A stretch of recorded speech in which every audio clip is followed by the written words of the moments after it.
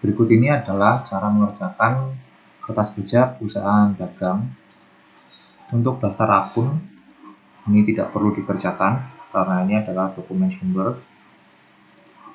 Untuk neraca saldo awal, ini cukup mengisikan bagian akunnya saja, diisi dengan menggunakan VLOOKUP seperti berikut ini.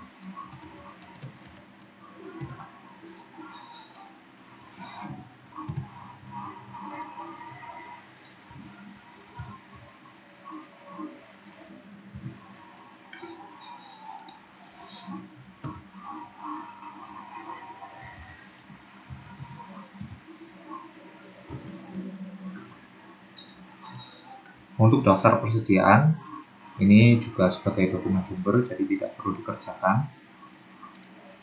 Nah, lalu untuk purchase order, ini diisi berdasarkan soal, yaitu transaksi pembelian. Jadi ini bagian item bisa diisi secara manual. Ya, ini adalah kode item I007. Untuk tanggal diisi manual, nomor bukti bisa dikosongin. Untuk nama barang bisa menggunakan VLOOKUP dengan cara seperti berikut ini.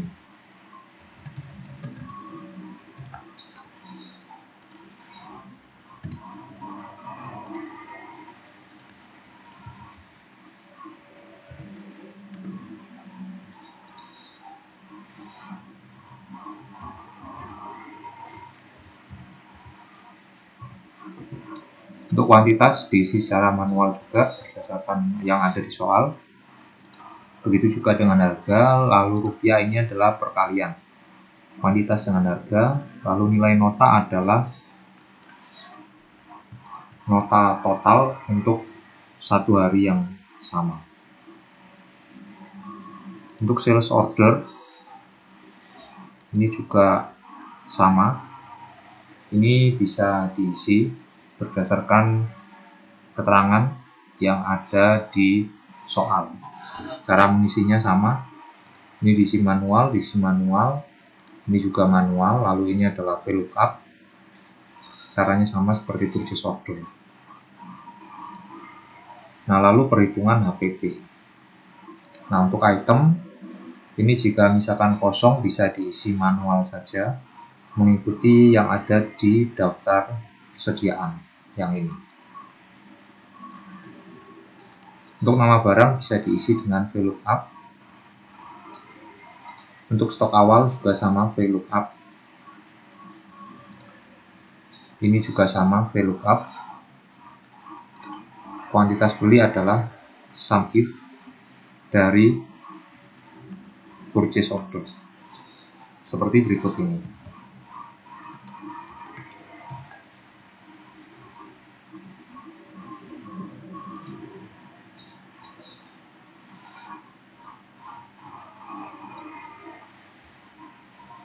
Nah, jika muncul keterangan nama tabelnya seperti ini tidak perlu digunakan lambang yang dolar ini. Nah, ini nggak perlu. Tapi kalau misalkan nggak keluar seperti ini, harus dikasih lambang dolar seperti ini.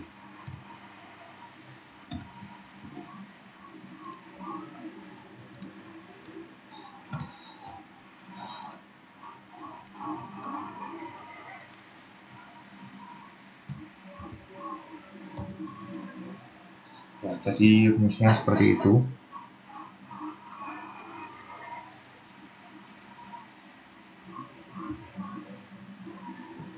Nah, untuk rupiah beli ini juga sama, menggunakan SUMIF dari purchase order, tapi diambilnya adalah yang rupiah. Lalu untuk kuantitas jual ini sama, diambilnya menggunakan SUMIF di sales order. Lalu HPP rata-rata itu bisa diisi dengan rumus seperti ini. Dan cara penulisannya bisa mengikuti seperti ini juga. Dan konsepnya sebenarnya adalah yaitu menghitung total rupiah barang yang dimiliki, maka stok awal dikali dengan harga pokok unit awal ditambah dengan rupiah yang dibeli dibagi dengan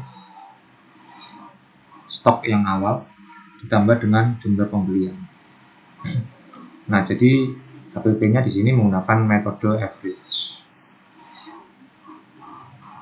Untuk harga pokok penjualan ini bisa dikalikan saja antara G dan H6.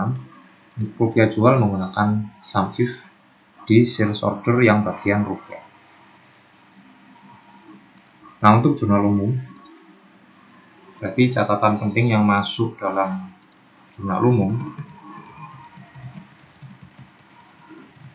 adalah yang pertama transaksi biasa ya, kayak misalkan ini contohnya ada penyetoran modal.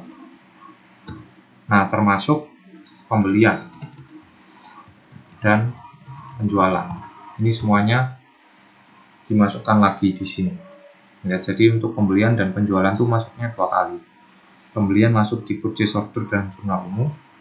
Kalau penjualan masuknya di sales order dan jurnal umum. Nah, catatan penting lainnya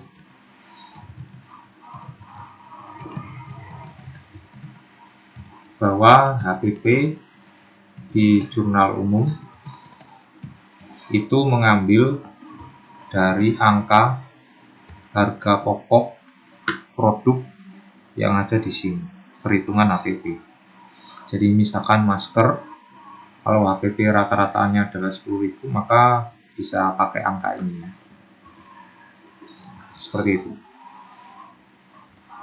Untuk mengisi ini bisa menggunakan sum if ya. Angkanya diisi manual. Nah, untuk nomor akunnya bisa menggunakan data validation seperti yang sudah diajarkan di video perusahaan jasa. Untuk tanggal diisi manual, lalu untuk keterangan bisa dikosongin. Untuk pengisian jurnal penyesuaian sama dengan jurnal umum, tinggal mengikuti soal yang ada di dokumen Microsoft Word yang sudah disediakan. Nah, lalu untuk trial balance, ini di bagian akun, nama akun, dan debit kreditnya ini bisa diambil dari daftar akun, neraca saldo awal ya. Bisa diisi manual, bisa di copy. Nah, untuk yang selanjutnya ini, cara pengerjaannya itu sama persis dengan yang ada di perusahaan jasa. Yang mulai dari sum if-nya sampai if-nya.